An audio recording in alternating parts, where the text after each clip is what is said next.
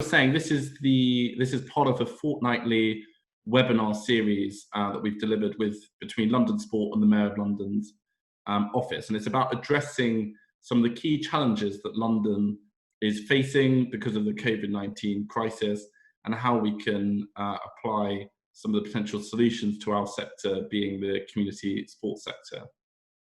For those that don't know me, my name is Solomon Curtis. I'm a senior programme manager in the community sport team and the Mayor of London's office. My job with the rest of the team is to oversee and deliver Sadiq Khan's £8.8 million community sport programme. I'm going to be chairing today's webinar, and just so people know, we're going to be recording this webinar so that people who weren't able to make it on the call will be able to watch it at a later date. I'm sure many of you have been on one of the other calls that we've held, but for those that haven't, this is a new initiative that we've tried out. We tried it out for 3 webinars, and because of the success of those first 3, we decided to extend it. And so we will be having them for another 3 sessions in the next few weeks. And we deliver them through Zoom, and we're aware that that has limitations to accessibility. So what we've made sure is that when we have the recorded version, that they're captioned or subtitled so that they're more accessible for people to watch. In terms of the format of these webinars, they're chaired by someone from my team at the Mayor of London's office, and then there's a representative from London Sport who does a presentation on the topic. And one thing which we've kept up since the beginning is to have an external expert who can provide us with some wider insight on the topics that we're discussing. And so that brings me on to this topic. This topic is about diversity, race, and representation in grassroots sport. And the reason we've chosen this is because this is clearly an issue that is becoming increasingly talked about. We've seen over the last few weeks, since the horrific killing of George Floyd in Minneapolis, the rise of the Black Lives Matter movement, including the protests in London. And what this has done is it's opened up a space for corporates and for government to talk about some of the uncomfortable debates that people like myself have been trying to have for a very long time. And so we should make the most of that and talk about how we address issues of diversity, race, representation within our sector. When we look at sport, we see elite athletes being pretty diverse. Some of our best footballers, some of our best cricketers, some of our best boxers are from diverse, often working class BME backgrounds. But unfortunately, behind the scenes in our sector, we see much less representation. And so hopefully today, we'll be able to answer some of the questions that you have around why that is. We've got 3 speakers today. The first, well, I'm not really a speaker, but I'm chairing it, but we've got 2 speakers. Our first speaker is Susan Hutton, who's Director of Finance, Governance and People at London Sport.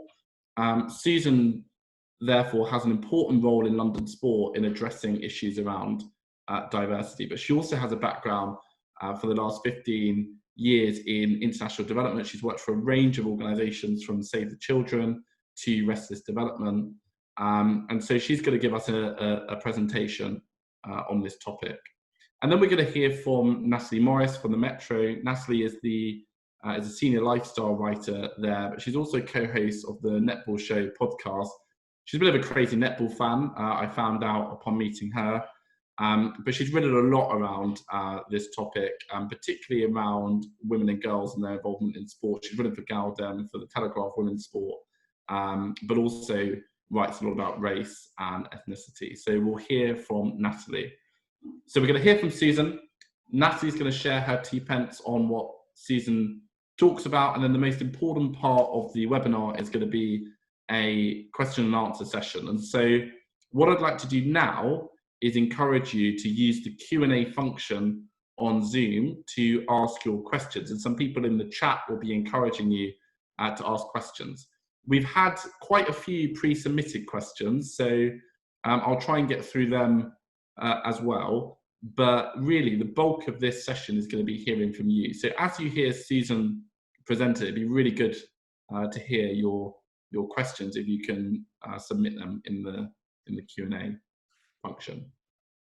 So I think that's enough from me. We're all keen to get out to the warm weather after this call. I don't know about you, but straight out for wine in the park. So Susan, I'm going to pass over to you. Thanks, Solomon. Maybe I'll see you in the park later. Yeah, you will.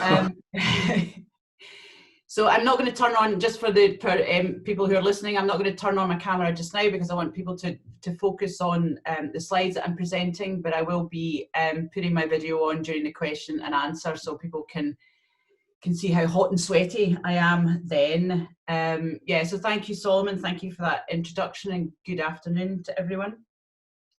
As it says on the slide, I'm going to share some of London Sport's experiences and some of the things that we've tried successfully in some cases, which will hopefully include some practical tips that many of you will be able to use as well. So I've been with London Sport for just over 2 years, and when I joined, we were looking at the results of our annual staff survey, which was conducted in February 2018. And that really helped us on get focused on what we needed to do around representation, diversity, and what that meant for our workforce predominantly. So as part of that, we identified that, as a senior leadership team, we were very aware that a richness of experience and background brought real quality to some of the discussions that we've been having. As you've heard, I don't have a background in sport, and that actually made me quite unusual when I joined the senior leadership team of London Sport. So I was diverse in that myself. We were getting a very clear message from our people from that staff survey, but also from other feedback options for our staff, that they really wanted us to be a more diverse organisation and ultimately to reflect the city that we serve. So, looking more like London, being more like London, and understanding London better is absolutely the right thing to do. We identified some first steps. It was very clear that we needed a strong organisational commitment to this. We also identified that we, as an organisation, needed to change. I've often heard people using the lazy option to say that diverse candidates don't apply to us. So what there's nothing that we can do about that. Well, as I will hopefully show, that's not true. There is things that you can do. And being a data-driven organisation, we were also very keen to set targets and to recognise that we needed to measure our progress. You can't change what you can't measure. So what were the challenges that we were facing? Here's a word from our sponsor. What were the challenges that we were facing? So this is a very clear pictorial example of where we were 2 years ago. So on the two pie charts on the right, that is London, with the breakdown of white workforce, but also the BAME workforce. And then on the other side, that's London Sport, which shows us very clearly lagging behind that.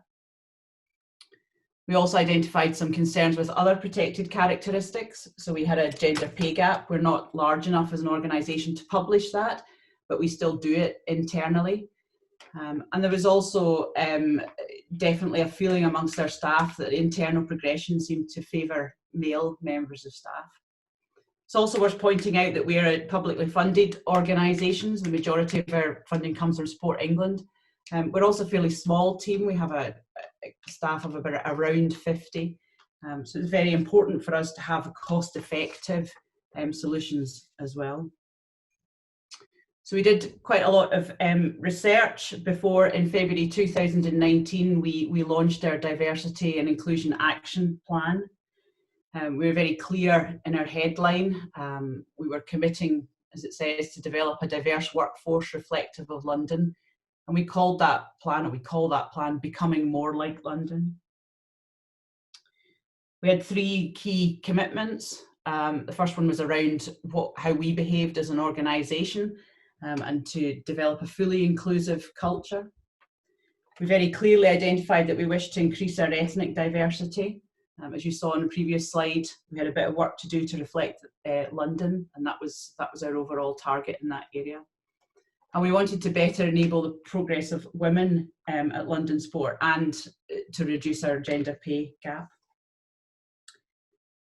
Our initial focus was on changes both internally and externally. So as I said, we needed to not to wholesale change our culture. We already had a fairly inclusive culture, but we definitely needed to make some improvements to make us more inclusive as an organisation.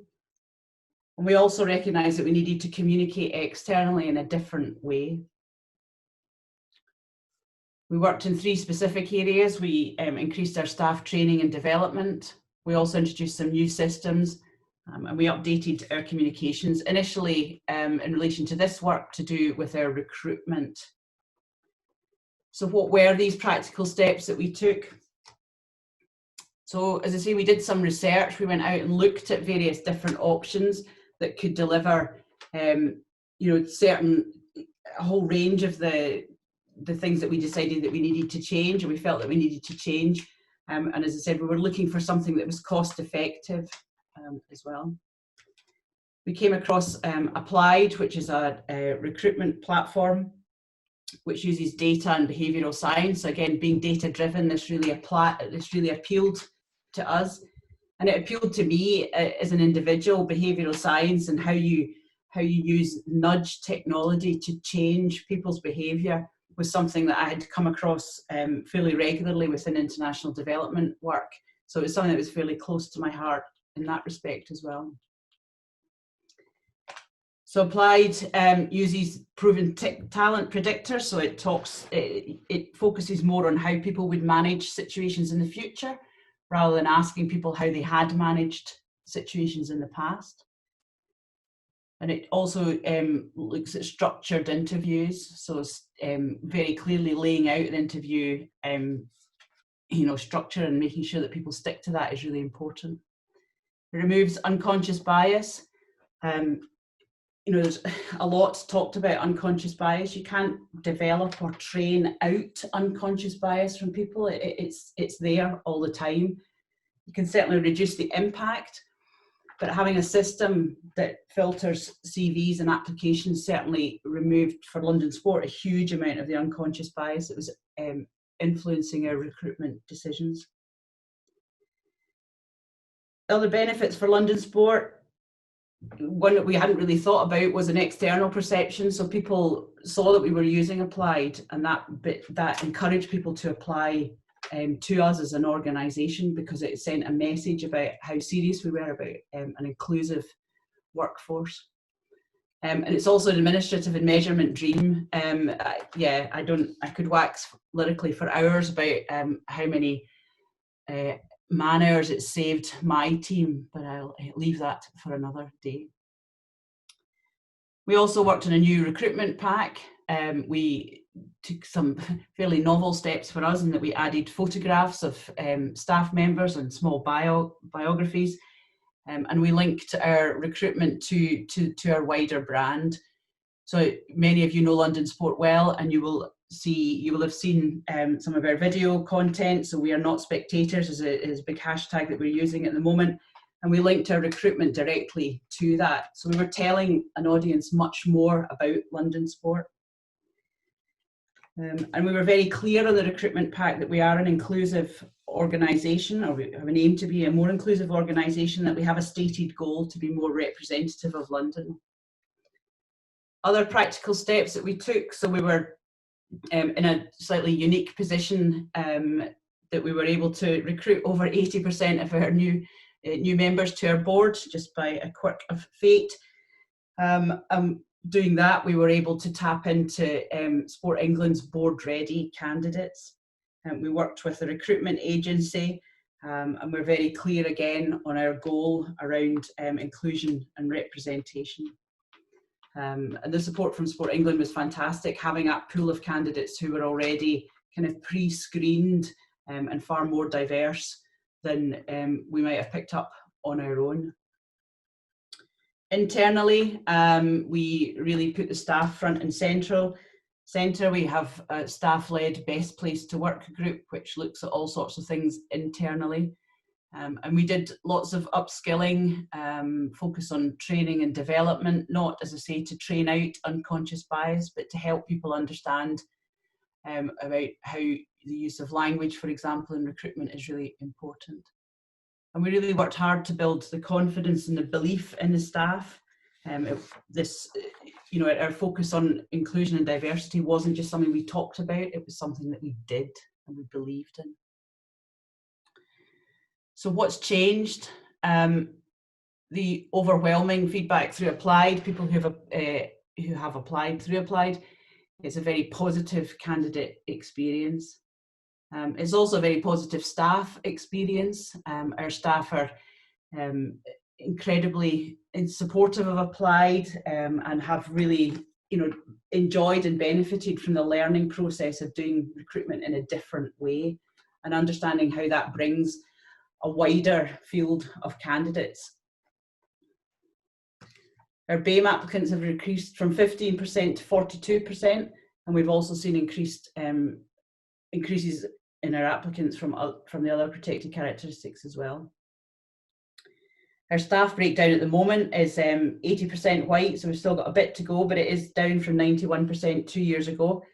And we've increased from 9% 2 years ago to 15% of BAME staff. So there's some clear evidence that we're making a difference and we're on the right track with a lot of what we're doing. Our board diversity has increased as well, so we're now sitting with 25% BAME representative on our board. But in addition to that, we have a much wider background of trustees, so experience and where people work and what they do is much wider, which will increase hopefully the overall effectiveness of London Sport and bring a really different way, a richness to how we look at what we do, how we deliver our programmes. And what next? It's absolutely worth saying that this is a journey that we're on. We're focusing on sustainable change. Yes, we've started well, but we need to keep that up. We need to build a better reach into the communities that we work with. So yes, through workforce related interventions such as internships and apprenticeships, but also alongside, with some of the programs that we deliver as well. How do we get better representation for those programs? And get them out to perhaps some of the harder reach groups. We're always wanting to learn from other people. So we've just started working with some BAME focused recruitment agencies to further nuance our offer to prospective staff. We're definitely going to be tapping up our new board members for some of their experience and best practice. And we're looking to work within wider networks in London. So we're delighted to have recently been awarded the Mayor's Good Work Standard. And that opens up a different network from us and a good place for us to learn best practice that other organisations are doing.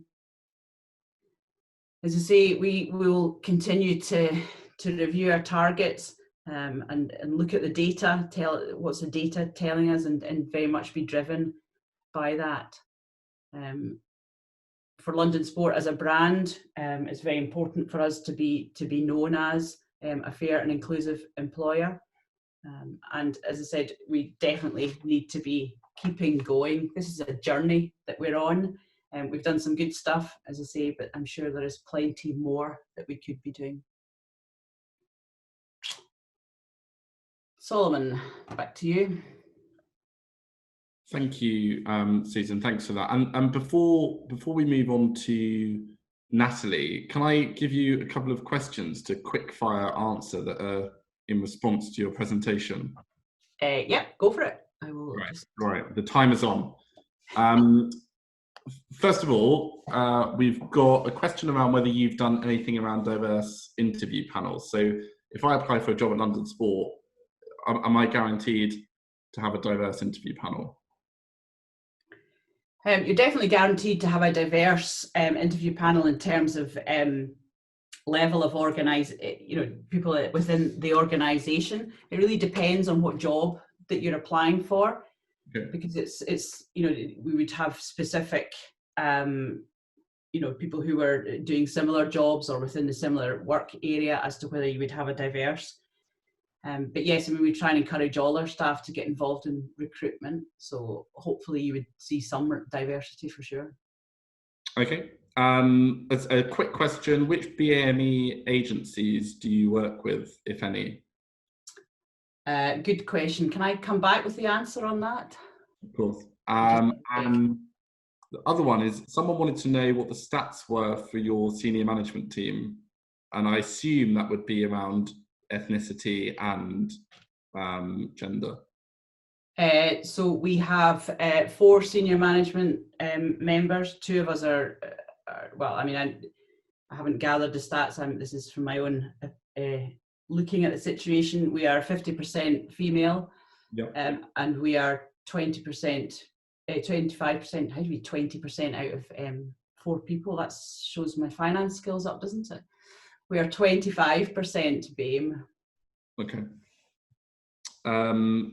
That's great. And there are questions on that specifically to your presentation. So other people's questions will come to in the Q&A. But if I give it, Lassie, you have about 5 minutes just to kind of give us your thoughts on this. Absolutely. Hi, everybody. And thank you for coming. And that was a fantastic presentation from Susan as well, really informative. As Solomon mentioned, I am a massive netball nut. So when I'm not working as a journalist, that's what I'm doing. I'm playing netball, and I've been playing in London for the past 9 years, as long as I've been here. So I have quite a, good experience of what it's like from a participant side, as well as from the media perspective as well. So I'm a real believer that sport has the power to unify people and bring people together, because that is something that I've seen happen again and again. And I do think that sport can be used as a tool to really improve both social and racial inequality. But at the moment, I think it only has the potential to do these things, because the way that sport is structured at the moment is being utilised. I don't think we're getting the best benefits out of what it can do for marginalised and BAME communities. So I think that until the people who are in power, the people at the top of these organisations, until they have both the ability and, importantly, the inclination to make some wholesale structural changes, I think that we're going to just struggle to make real meaningful changes there. And I think that one of the key barriers for us doing that is the fact that we have a tendency to romanticize sport as a kind of concept. I think I'm very guilty of doing that myself. We all do it. There's a lot of emotion attached with sport. And I think that can make it really difficult to see where we're going wrong and what areas we can improve in.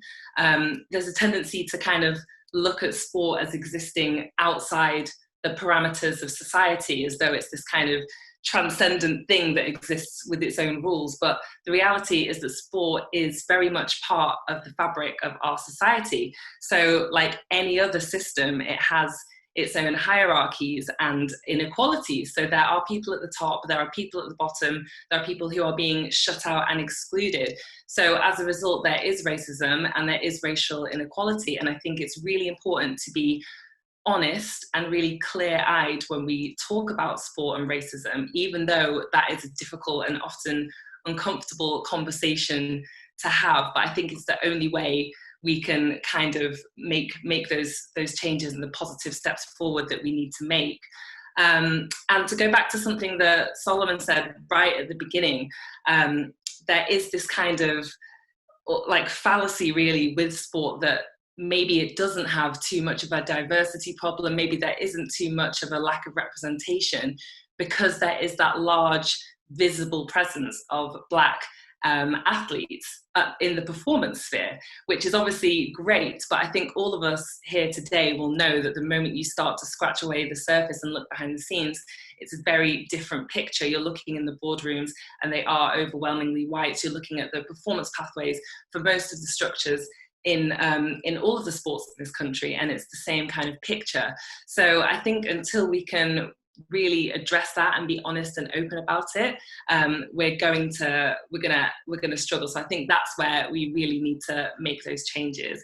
And I also think that this is an issue that crosses over into the sphere of the fitness industry as well, which is something that I cover quite a lot in my day-to-day work, and I interview a lot of people who work in fitness. And that's something that is really important in terms of accessibility and diversity there as well. And there's a lot of crossover, I think, between sport and the fitness industry. The fitness industry is a booming commercial enterprise in the UK. It's worth £5 billion, but it's incredibly elitist at the moment. All you have to do is look at these HIIT classes, these spinning classes, these fancy gyms that people are going to, and you're not going to see any diversity in those rooms. And the same can be said for the people who own those spaces, the people who are teaching those classes, the people whose job it is to go out into their communities and galvanize people into being fit and being active and engaging with their business. So it's really no surprise that it's Black and Asian women who are the category who are least likely to be hitting their recommended fitness allowance, because these fitness spaces and these sports spaces are not at the moment being created with them in mind, which is a real shame. So just finally for me, sport and fitness has been a massively important, vital part of my life, and a part of my identity, really. It's given me so many, obviously the physical and the mental well-being benefits that come with sport and fitness, but so much more than that as well. Sport specifically has given me a huge sense of pride throughout my life and self-worth, and also laid the foundations for countless lifelong friendships. So I think it's so important to make sure that young people of colour aren't missing out on this incredible wealth of benefits that you can get from sport because of issues like a lack of accessibility, a lack of diversity and representation, and because of having hostile experiences within those environments, because I just think that would be a tragedy, really. So it's really encouraging to see so many of you here to talk about this issue specifically, particularly on such, a hot day. So that's really encouraging and bodes very well for the future. So yeah, thank you for having us and listening, and I look forward to answering all of your questions. Thank you, Natalie. It's interesting what you said about gyms, because I was a member of a luxury gym chain, and of the 3 times that I went in my 6-month membership, I often felt that I was in quite a vast minority. Natalie, a really important question that's come through for you is, are you any good at netball? Well, that is a loaded question. Obviously, I like to think that I am, yes. I play at a quite competitive level. So yeah, I take it very seriously. I don't know whether that means I'm any good, but I like to think so. Well, I'm sure we'll find a way of testing you at some point. Okay, yeah. With the digital netball. Okay, well, we've got some questions in, and people could still submit questions through the Q&A function, but we've had a couple of questions that were pre-submitted actually around a similar theme, so I'm going to try and group them together. It's about the narrative of Black and minority ethnic people, and both within the media and wider society, and how do we go about changing the narrative in how they're viewed? And if either of you have a view on that.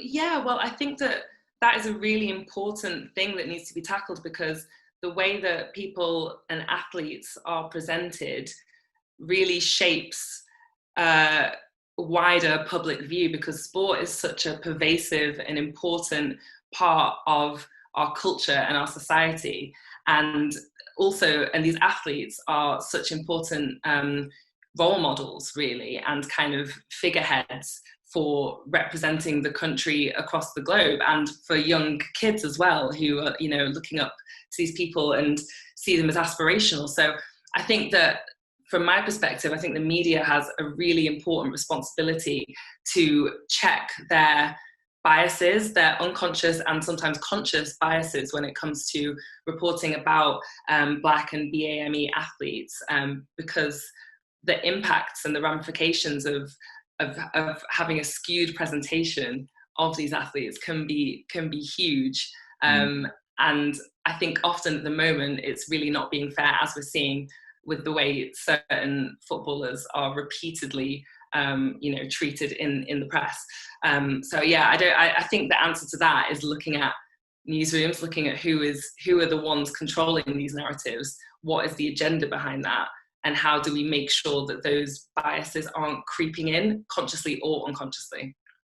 Great. And Susan, do you have anything to add on that? Just following on from what Natalie just said, so Solomon, as you know, both the Mayor's Office and London Sport have been involved in a programme with Leon Mann, the Black Collective of Media, and that's looking at expanding, you know, ethnic minorities across the media. So whether that be in front of the camera, behind the camera, with a pen. Do people still use pen in general? Yeah, and I think initiatives like that are fantastic. But what Natalie said about looking beyond the athletes is really important. That, you know, who's managing and who's administering the sports is a really key thing also. And a question for you, Natalie, that came in was about whether there's any literature that could be used to help in a netball setting when a netball club is trying to reach new communities in London. Yeah, I mean, I think there's loads of resources out there. I'm probably not best placed to point people to specific literature on that specifically, but I know the England Netball website has a lot of resources, and there are individual community-based clubs and organisations that are doing great work. For example, an England player, Sasha Corbin, she has her own solo sessions and these, you know, community-based netball sessions that she does in North London and Tottenham in deprived areas, focusing on young Black girls essentially, to get them into the game where they might not necessarily have those opportunities to do extracurricular stuff at school, that kind of thing. So you know, that those kind of individual resources are out there. So I think it's just a case of searching. Twitter's a fantastic resource. Look who's talking on there about netball, and you know, they'll be able to point you in the right direction as a starting point, I would say. Great. A question which I'm finding particularly interesting is looking at kind of BME-led organisations. And so this is something that's come up a lot with Black Lives Matter, about how do we address the economic inequalities that are faced. And one of the solutions, I know that I've been added to a Facebook group, which is basically just people posting about Black-owned businesses. And so I've now started to think about how I can shop with or use the services of Black-owned businesses rather than a business that might not be, to try and support our economy. Is there anything that, maybe I'm going to come to Susan on that, anything that you've thought about in terms of London Sport and your supply chain and how you might be supporting diverse-led organisations when you're contracting services?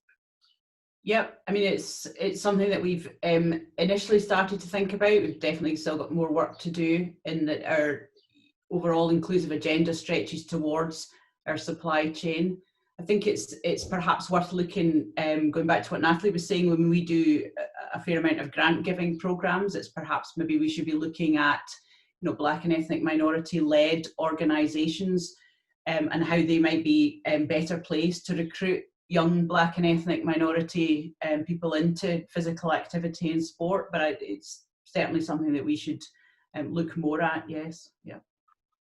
And the other thing that I wanted to come to was that there are a lot of questions around how that there are kind of clear solutions for larger organisations, but how do smaller organisations support with things like recruitment of more diverse people? How can they? Yeah, so the Sport England ready list, I believe, is available to all. We used a recruitment agency to facilitate that for us, but I don't think that you need to. So certainly getting in touch with Sport England. If you're looking for board members who are more diverse, that would be a good place to start. Some of the other things that we used are not, not particularly expensive. In fact, lots of them are free. Looking at what language you use in recruitment adverts and things like that, there's a fair number of free tools available on the internet who will, look at how your language is, whether it's gender coded in towards a particular gender, that sort of thing, and you can pick them up fairly easily. I think the use of social media is really good. I mean, I'm no expert in social media, as my colleagues will tell you, but I think that there are lots of people out there who are, and using networks around social media to reach into more diverse communities or new communities for organisations is also a good tip. Great. Natalie, lots of praise for your journalism work. Because sports sector celebrity here. The question though is that you've done a lot of work around lack of diversity and inclusion in fitness. Have you seen any real tangible initiatives or efforts in how organisations engage with BME communities? In fitness specifically? Yeah. I haven't seen enough at all, if I'm being totally honest. I really think there's a long way to go. I think the places that are doing it right are the places that really are centering their BAME staff and having that representation, having that visibility. So it's kind of about the places that are putting those people front and center, having them lead classes that they are, that they're equipped to lead, and in areas where they're going to reflect the local areas, so that, when I walk into a spinning class, I'm not the only person who isn't white in the room, because I notice those things. You notice those things. It might not seem like a big deal, and it isn't. It's not necessarily. It's not as though you have to have people around you who look like you in order to work out, in order to get fit. That's not what the issue is, obviously. It's just that there is a sense that these spaces are not for you, that you're not necessarily going to be welcomed and included. And I think that the way to counter that is to really, and it's about recruiting the right people, first of all, but then second of all, placing them in the right spaces so that they can relate to the right people, and having them in charge of the right kinds of classes. So, for example, a few weeks ago, I actually had to leave a fitness class because I was so cringed out by the whole thing. They did, it was a hip hop yoga fusion class, which I should have had red flags from the off, but I wanted to go because I like hip hop and I like yoga, so I thought I'd try it. But I was the only non-white person in the class of about 60 people, and the instructor was a white woman as well, and they were playing hip hop songs without, not even with expletives. Which songs? They were playing like Tupac, like heavy gangster rap. And I was like, what is happening here? And just like little things like that. And they didn't even use beeped out versions. So they were playing songs that had like the N-word in it. And I was just looking around at all these white women doing yoga to the N-word. And I was like, I'm going to have to leave now. So I think it's just little, like having a bit of foresight with things like that is not enough to just almost appropriate Black culture and give these kind of half-hearted nods to things that they, think might attract a more diverse like clientele. It's actually, because that class could have been great if we'd had a Black woman, a minority woman who knows the culture, who has experience of that, and just a bit more thought behind it. It could have been a really inclusive class. So I think it's just about having that extra thought and about placing the right people in the right spaces, essentially. I think that's a really good point.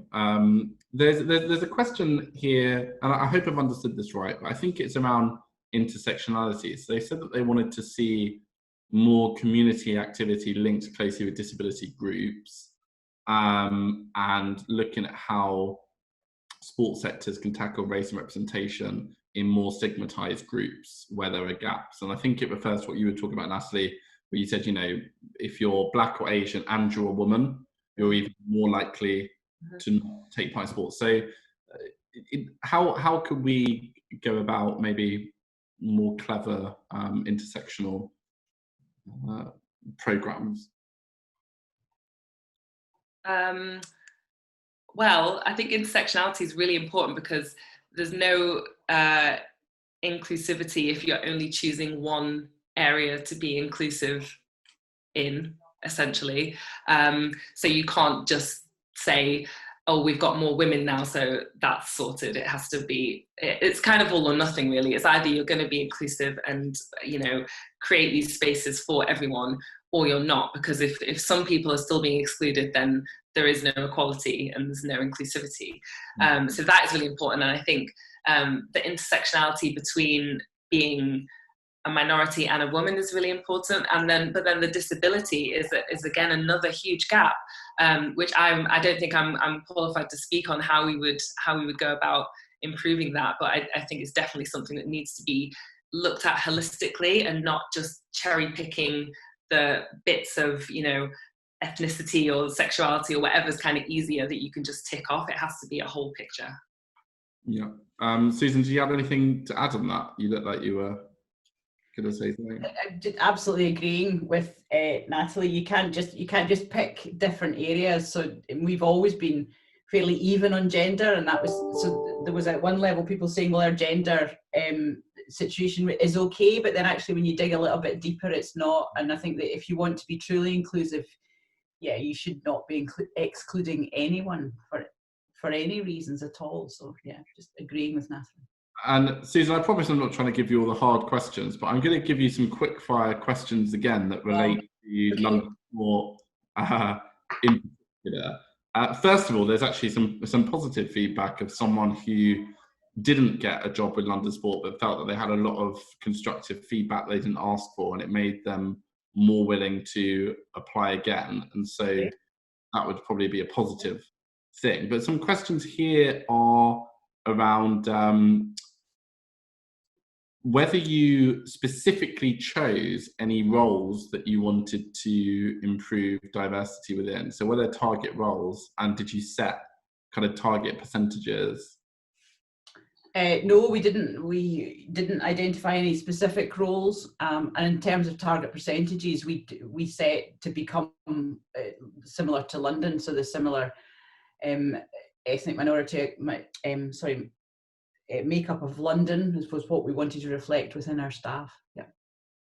Okay. And the other question here is: has increased BAME applicants actually resulted in BAME people getting the job, or is it just a kind of tick box exercise?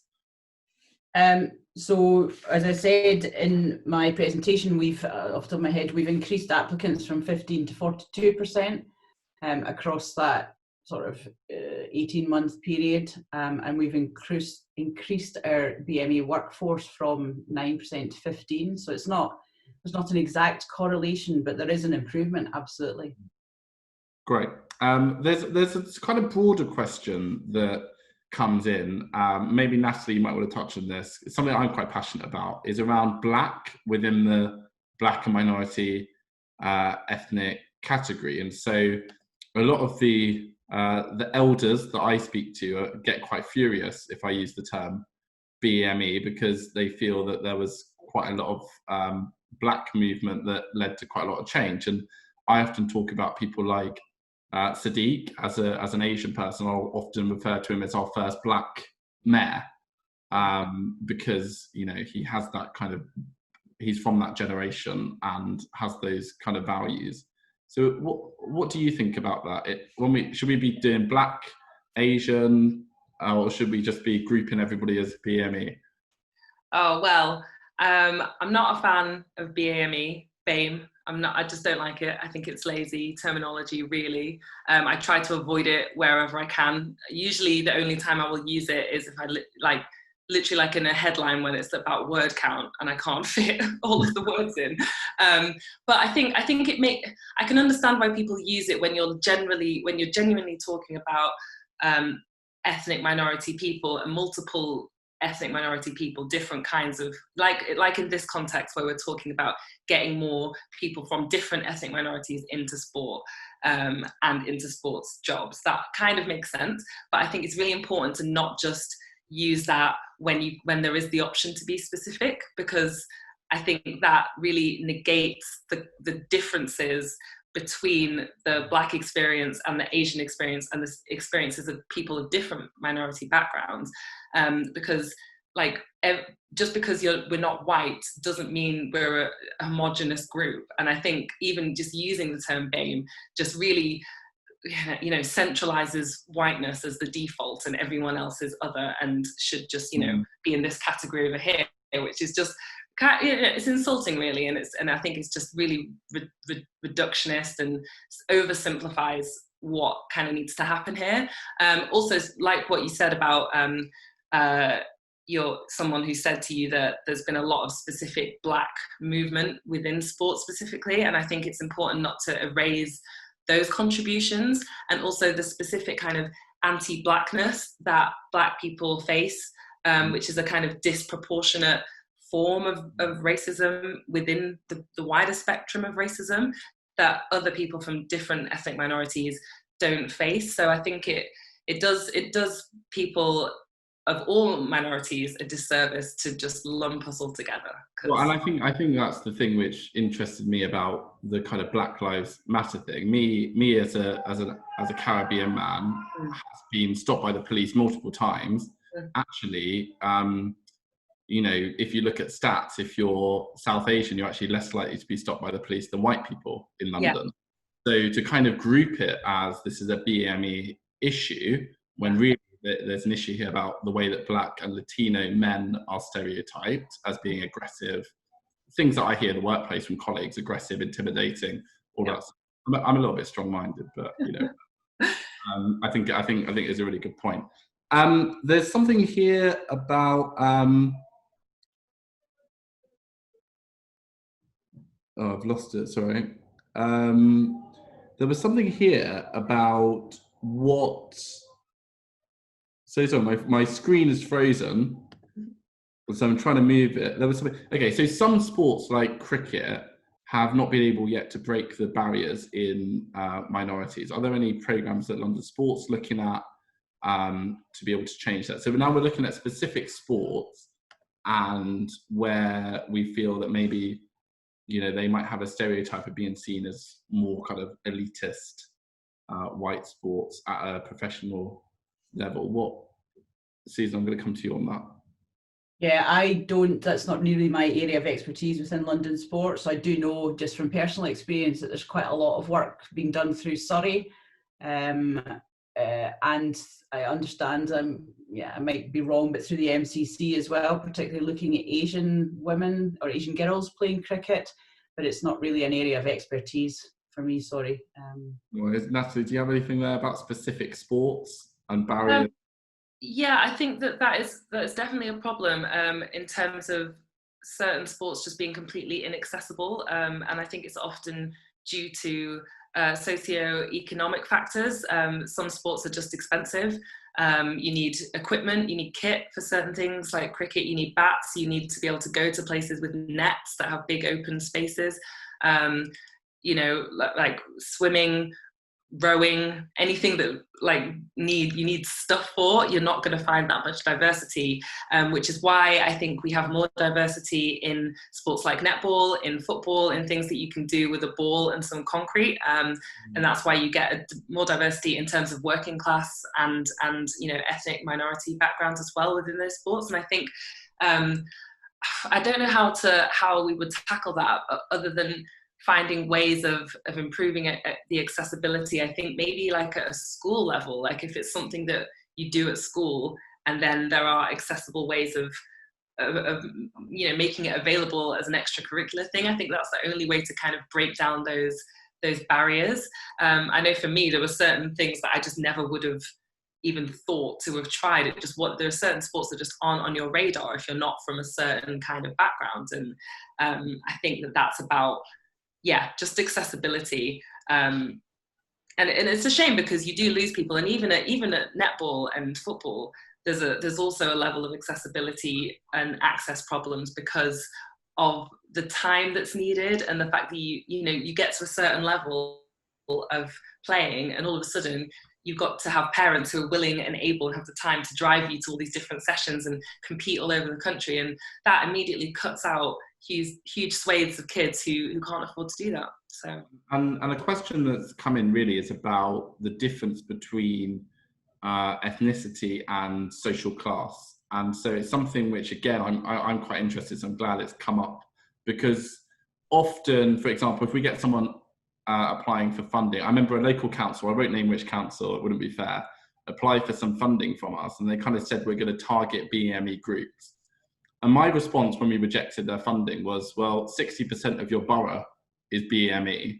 So, I would expect you to be a little bit better at actually telling me who you're going to engage with. Are you engaged with, Bangladeshi women? Are you engaging with, so because London is getting to a point where, we've got about 40%, non-white, do we actually need to start focusing more around social class and looking at areas of social deprivation which have higher levels of BME people, or do we run the risk of developing programs that actually support more well-off BME people? I personally don't think that you can separate the two. I think race and class are so intricately linked, like inextricably in so many ways, that it almost, I don't know whether that's a very kind of pertinent thing to even, be considering, because I think if you're tackling one, you're tackling the other in terms of, I think most of the time that's how it works. They do go hand in hand. And I think if you try to separate them, like, it runs the risk of looking at the wrong place. So I think I would always think that race and class are the same issue, because BAME people are much more likely to be living in socio-economically deprived areas and be in those deprived groups. So yeah, that's kind of my thought on that. Okay. It is something that we're looking at in the future, so we've started to measure some social mobility indicators as well, but yeah, we've only just started to do that. Yeah, I suppose there's a question here about, we might have representation of people who, I've been involved in panels before looking at, poverty and Black people in London, but I didn't grow up in London. But maybe a white person who grew up on that estate might actually have a much better insight into what life is like. So there's a question there about whether if we focus too much on what the table looks like rather than the experience of those people, then we might lose out on the policy change that we want to seek. But I think it is. Yeah, I think that's always the risk, though. If you're only looking at the superficial picture, I think there are so many risks that come with that, because it's never just about the picture and having a certain amount of brown and Black faces at a table or on a team like that. I think that's always a trap, because there's only so far you can go when you approach it from that angle in so many respects. And I also think what's almost more important in terms of the recruitment side of things is fostering an inclusive environment, so that when those people do get these jobs and they are in these spaces, that they're places that they want to stay, and they're going to feel welcome, and they're going to feel like they can progress. Because I've experienced, and so I've seen it so many times, you get BAME people in, loads of them at the bottom, and we kind of get stuck at this level, and this glass ceiling. We're not able to progress. We don't have good experiences in those spaces, and then people leave. So it almost has the opposite effect of what you want. So I've got a final quick-fire question for you both. And before we do that, I just want to encourage people to give their feedback on a Twitter poll, which I'm going to ask Andrew to repost if possible, so that people can share their feedback on this session. Really, this is about top tips now. So if we're speaking to London's community sports sector, what is one or two of the top things that you would want to ask them to do to make that they're not doing enough on at the moment around diversity and representation. So I would say make your entire organisation as inclusive as possible. I mean, your workforce has to reflect the people that you want to support. If you're looking for, you know, young working class, young BAME, sorry for using that term again, people to be taking up sport and physical activity, then they need to be able to see that right across your organisation. I agree with Susan. I think that representation is really important. It's, you know, it's a cliche, but you can't be what you can't see. And I think that's important both in terms of having people apply for these roles, but also from a participation side of things. I know I've been working with my netball club about how we can, you know, generate more interest from diverse communities when it comes to trials. And I think one of the key things is showing that we have diverse teams, that we have people. And that's as simple as the posts that we're putting on social media, the pictures that we're putting on our posters. What message are we sending out to those communities, and where are we sending them? Are we sending them out to communities where diverse people are going to see it and are going to be able to come and apply? I think that's the key thing. And I wish we could have had a debate about the term BAME for longer, because there was great debate happening in the chat. I think a quick thing which I said at the beginning, which I want to repeat to people before they go, is that you have to take your opportunities when they come. And so I'm speaking up at the GLA, which I think has its own issues as an organisation around diversity. And I'm not saying anything new. It's the same stuff I've been saying for the last 2 years. The difference is people are listening a bit more now. So if I can encourage everybody on this call, whether you're a person of colour or whether you're actually a white person who's passionate and wants to be an ally, now is the time to speak up about that. Also, Susan, Natalie, you're two very great women who have been a joy to chat to. So thank you for giving up your time, and to everybody else skipping the 31-degree weather to come and talk with us on Zoom. Go and enjoy it, and we'll see you at the next webinar in 2 weeks' time. So thanks, everyone. Thank you. Thanks, Sullivan.